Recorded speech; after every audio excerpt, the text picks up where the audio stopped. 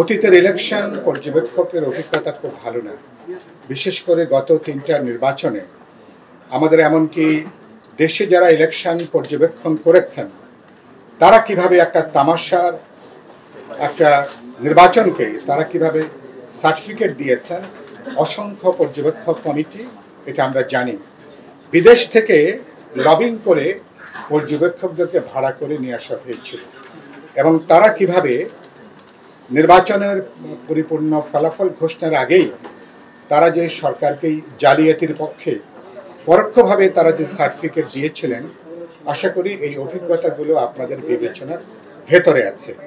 ফলে সেই জায়গা থেকে আপনারা যেটা বললেন, কোনো চাপ, কোনো হুমকি, কোনো ধরনের প্রভাব, প্রত্যক্ষ অথবা পরোক্ষ কোনো প্রভাবে আপনারা নিশ্চয়ই প্রভাবিত হবেন না।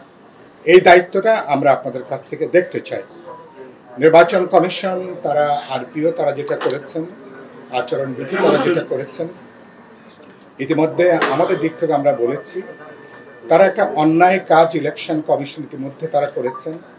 আরপিও আচরণবিধি চূড়ান্ত করবার আগে দরকার ছিল গুরুত্বপূর্ণ স্টেক হোল্ডার যদি রাজনৈতিক দল হয়ে থাকে তাদের সঙ্গে আগে কথা বলবেন, আলোচনা করবেন, মতামত নেবেন, পরামর্শ করে তাদের উচিত ছিল এরপরে আরপিও বা আচরণবিধি এটাকে চূড়ান্ত করা।